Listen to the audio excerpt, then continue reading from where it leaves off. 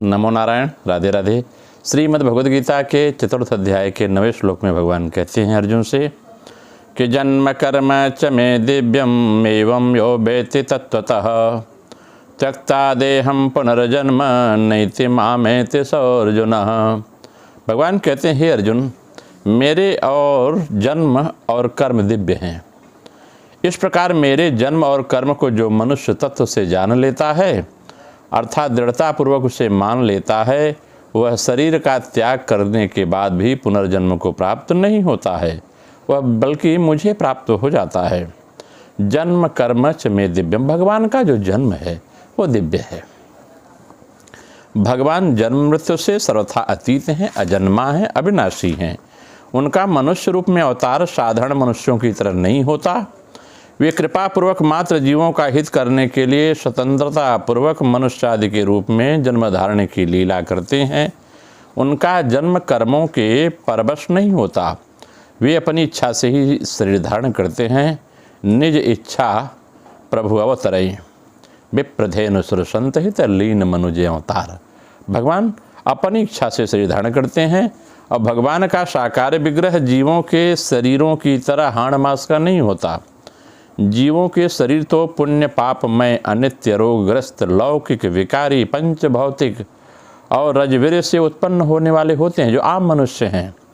पर भगवान के विग्रह जो हैं वो पाप पुण्य से रहित हैं, नित्य हैं, अनामय हैं, अलौकिक हैं, विकार रहित हैं, परम दिव्य और प्रकट होने वाले हैं। स्वयं प्रकट हो जाता है परमात्मा का देह। अन्य जीवों की अपेक्षा देवताओं के भी शरीर दिव्य होते हैं, पर भगवान का शरीर उनसे भी अत्यंत विलक्षण होता है, जिसका देवता लोग भी सदा ही दर्शन करना चाहते हैं। भगवान जब श्री राम तथा श्री कृष्ण के रूप में इस पृथ्वी पर आए तब वे माता कौशल्या और देवकी के गर्भ से उत्पन्न नहीं हुए। पहले उन्हें अपने शंख चक्र गदा पद्म स्वरूप का दर्शन देकर फिर वे माता की प्रार्थना पर लीला करने लगे। भगवान श्री राम जी के लिए तो गोस्वामी बाबा ने लिखा है, भय प्रकट कृपाला दीन दयाला कौशल्या हितकारी हर्षित महतारी मुनि मनहारी अद्भुत रूप निहारी।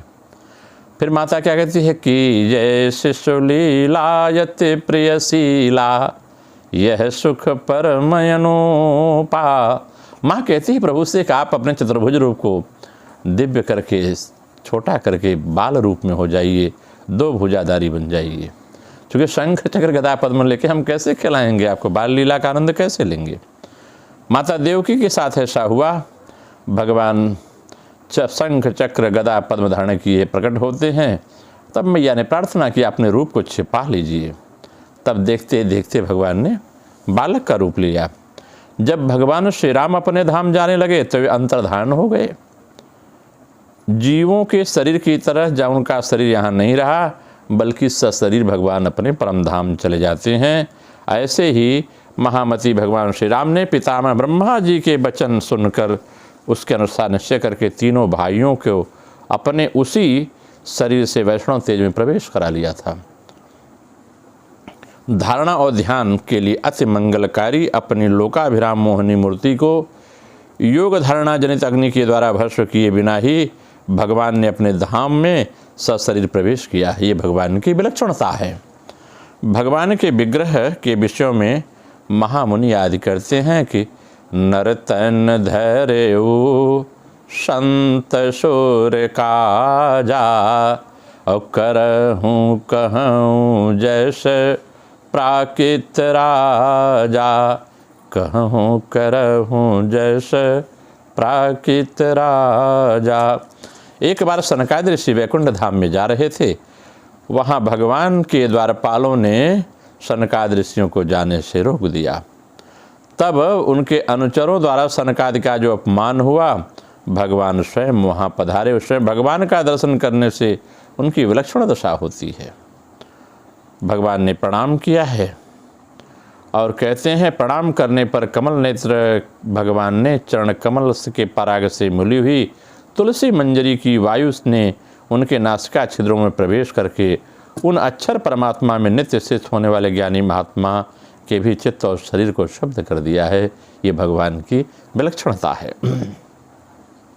शब्दादि विषयों में गंध कोई इतनी विलक्षण चीज़ नहीं है जिससे मन आकृष्ट हो जाए, पर भगवान के चरण कमलों की गंध से नित्य निरंतर परमात्मा स्वरूप में मग्न रहने वाले सनकादि के चित्त में खलबली मच गई। कारण कि वह पृथ्वी के विकार रूप गंध नहीं थी, बल्कि दिव्य गंध थी। ऐसे ही भगवान के विग्रह की प्रत्येक वस्त्र आभूषण आयुध जो भी हैं दिव्य हैं, चिन्मय हैं और अत्यंत विलक्षण हैं। भगवान की लीलाओं को सुनने, पढ़ने, कहने, गाने से आदि से लोगों का अंतःकरण निर्मल और पवित्र हो जाता है और उनका अज्ञान दूर हो जाता है। भगवान के कर्मों की दिव्यता है। भगवान शंकर, ब्रह्मा जी, सनकादि ऋषि, देवर्षि, नारद आदि की उनकी लीलाओं को गाकर सुनकर मग्न होते हैं।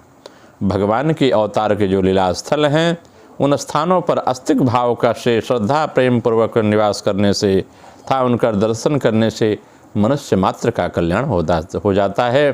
जैसे श्रीधाम वृंदावन है, श्रीधाम अयोध्या है, महाकाल भगवान का मंदिर जो भारत के दिव्य तीर्थ स्थल हैं, वह सिद्धि को, दिव्यता को प्रदान कराते हैं।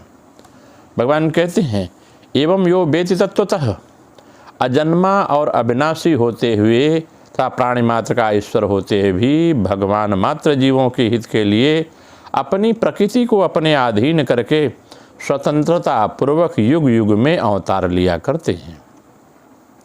इस तत्व को जानना, दृढ़तापूर्वक मानना, भगवान के जन्मों की दिव्यता को जानना है। संपूर्ण क्रियाओं को करते हुए भी भगवान अकर्ता ही हैं। जैसे हम लोगों के शरीर में भगवान हैं लेकिन अकर्ता है, लगता है कि मैं कर रहा हूँ, ऐसा कुछ नहीं। करता प्रभु है, उसी की इच्छा से हम कह रहे हैं, अब आप सब सुन रहे हैं। उसकी इच्छा न हो तो सारे, नहीं तो पूरे विश्व के लोग इसे सुनते, गीता के महात्मा को वही सुनते हैं जिसे वो सुनाना चाहते हैं। बड़ी कृपा होती है। संपूर्ण क्रियाओं को करते हुए भगवान करता है, उसमें करने का उनमें अभिमान नहीं है, किसी भी कर्म फल में उनकी कोई स्पृहा नहीं है। इस तत्व को जानना भगवान के कर्मों की दिव्यता को जानना है। जैसे भगवान के जन्म में स्वाभाविक ही मात्र जीवों की हितैषी और कर्म में निर्भरता है, ऐसे ही मनुष्य मात्र में भी जीवों की हितैषिता और कर्म लिप्तता आ जाना ही वास्तव में भगवान के जन्म और कर्म के तत्व को जानना है। त्यक्त्वा देहम पुनर्जन्म नैति ही, कहते हैं भगवान को त्रिलोकी में न तो कुछ करना शेष है न कुछ पाना शेष है, फिर भी केवल जीव मात्र के उद्धार के लिए कृपापूर्वक इस भूमंडल पर अवतार लेते हैं और तरह तरह की अलौकिक लीलाएं करते हैं। उन लीलाओं को गाने से, सुनने से, पढ़ने से, उनका चिंतन करने से भगवान के साथ संबंध जुड़ जाता है और भगवान से संबंध जुड़ने पर संसार का संबंध छूट जाता है। संसार का संबंध छूटने से पुनर्जन्म नहीं होता, अब मनुष्य जन्म मनन रूपी बंधन से मुक्त हो जाता है। वास्तव में कर्म बंधन कारक नहीं होते। कर्मों में जो बांधने की शक्ति है वह केवल मनुष्य की अपनी बनाई हुई कामना है। कामना की पूर्ति के लिए रागपूर्वक अपने लिए कर्म करने से ही मनुष्य कर्मों में बंध जाता है। फिर ज्यों ज्यों कामना बढ़ती है त्यों त्यों वह पापों में प्रवृत्त होने लगता है। इस प्रकार उसके कर्म अत्यंत मलिन हो जाते हैं, जिससे वह बारंबार नीच योनियों और नरकों में गिरता रहता है। परंतु जब वह केवल दूसरों की सेवा के लिए निष्काम भावपूर्वक कर्म करता है तब उसमें कर्मों में दिव्यता, विलक्षणता चली जाती है। इस प्रकार कामना का सर्वथा नाश होने पर उसके दिव्य कर्म हो जाते हैं, कर्म दिव्य हो जाते हैं और बंधन कारक नहीं होता। फिर उसे पुनर्जन्म का प्रश्न ही नहीं रहता। मामेति सो अर्जुन, नाशवान कर्मों से अपना संबंध मानने कारण नित्य प्राप्त परमात्मा भी अप्राप्त प्रतीत होते हैं। निष्काम भावपूर्वक केवल दूसरों के हित के लिए संपूर्ण कर्म करने से मात्र कर्मों का प्रवाह केवल संसार की तरफ हो जाता है और नित्य प्राप्त परमात्मा का अनुभव हो जाता है। जीवों पर महान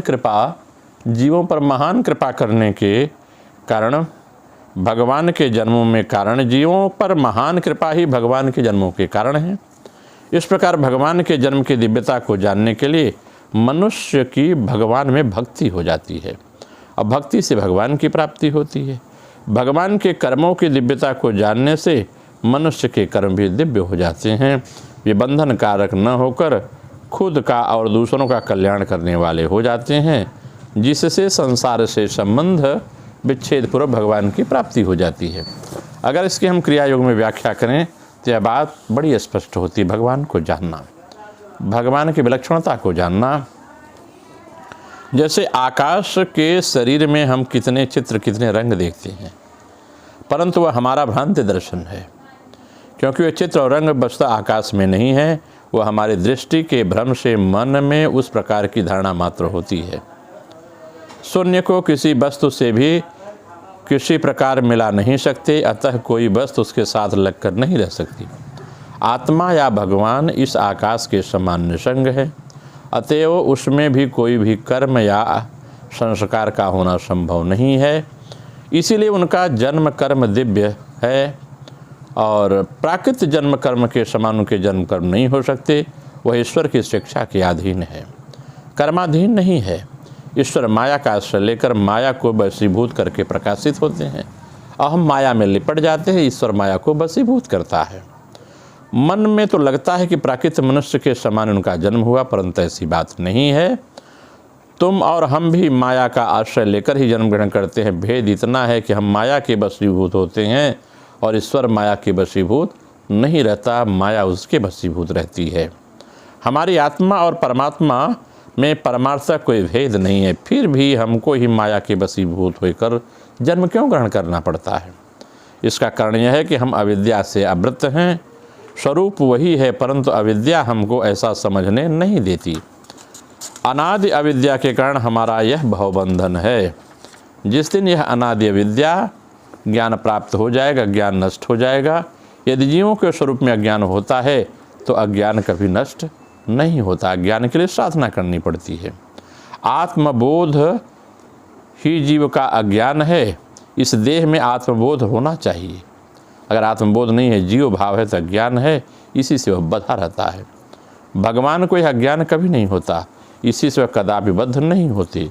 जब जीव परमात्मा के जन्म कर्म की बात समझकर ज्ञानवान होता है, तब उसकी आत्मविस्मृति टूट जाती है। उसे याद आता है कि वह और परमात्मा तो एक ही वस्तु है, अक्षरम परम ब्रह्म परमम। वह कोई नहीं है। फिर अपने को देह नहीं समझता, आत्मा समझता है। आत्मा या ब्रह्म का स्वरूप तीन अवस्थाओं में प्रकट होता है, ब्रह्म रूप में, ईश्वर रूप में और अवतार रूप में। ब्रह्म रूप में उसकी माया शक्ति नित्य संकुचित होती है। वह ब्रह्म जब माया को अंगीकार करते हैं तब उसकी द्वितीय अवस्था प्रकट होती है। यही ईश्वर का भाव है। ईश्वर का स्थूल देह विराट रूप में, सूक्ष्म देह में, हिरण्यगर्भ के रूप में तथा कर्ण देह में, प्राज्ञ रूप में, समष्टि और व्यष्टि में प्रकाशित होता है। वही ईश्वर की तीनों उपाधियाँ हैं। व्यष्टि भाव में गुण प्रक्षीण अवस्था में रहते हैं। समष्टि में सत्य गुण के अधिकरण ईश्वर अनंत ज्ञान युक्त होते हैं, अतः वह मायाधीन नहीं होते। सत्य भाव के अधिकता कारण ईश्वर मायायुक्त होने पर भी मायायुक्त होते हैं और जीव मायाधीन होता है। ब्रह्म की तीसरी अवस्था अवतार है, जो धर्म रक्षा के लिए अवतीर्ण होते हैं और वे भी अवतार में गिने जाते हैं। वे सब ईश्वर के समान ही शक्ति संपन्न होते हैं। माया ईश्वर या ईश्वराश्रित मुक्त पुरुषों के अधीन होती है, अतः वे सभी मायाश्रित होते हैं। तथापि ज्ञान की प्रखरता कारण उनको साधारण जीव के समान बद्ध नहीं होना पड़ता है। वे ब्रह्म में भी रहते हैं और माया का आश्रय करके जगत और जीव का कल्याण भी कर सकते हैं। माया मुक्त होने पर यही जीव शिव हो जाता है। अब बुद्धि की विडंबना से जीव किस प्रकार मायाधीन होते हैं और उस माया से मुक्ति का क्या उपाय है, यह तत्वतः जान लेने पर फिर उसे माया जकड़ नहीं सकती और उसका पुनर्जन्म नहीं होता। यह अज्ञान अभाव ही जीव की मृत्यु है। यह जो ज्ञान का भाव है, अज्ञान का जो भाव है, यही जीव की मृत्यु है और उसकी कोई मृत्यु नहीं होती और वह अज्ञान ही उसके जन्म का कारण है। कहते हैं, परंतु यदि भाग्य व सद्गुरु मिले, भेद बतावे, ज्ञान करे, उपदेश करे, तो उसको अपनी बात, अपने घर की बात याद आ जाती है।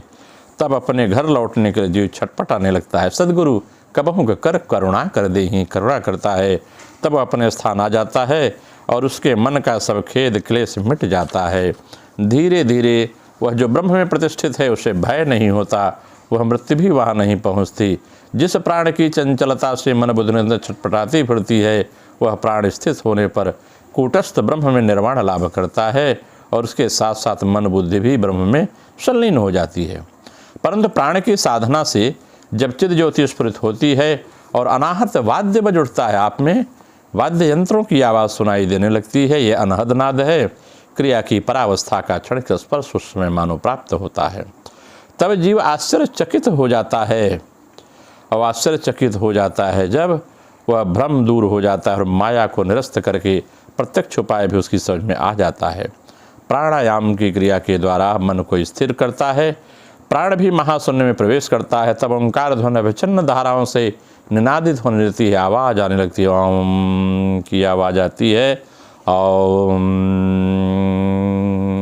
इस प्रकार की आवाज़ जब आती है तब बाहर से सारे शब्द तब उसमें डूब जाते हैं। अनाहत में से 10 प्रकार के शब्द सुनने पर जीव का भवरोग दूर हो जाता है, मन की वृत्ति निरुद्ध हो जाती है। गुरु उपदेश के पथ में चलते चलते अनाहत शब्द के द्वार में पहुंचने पर साधक की आज्ञा चक्र में प्रवेश हो जाता है।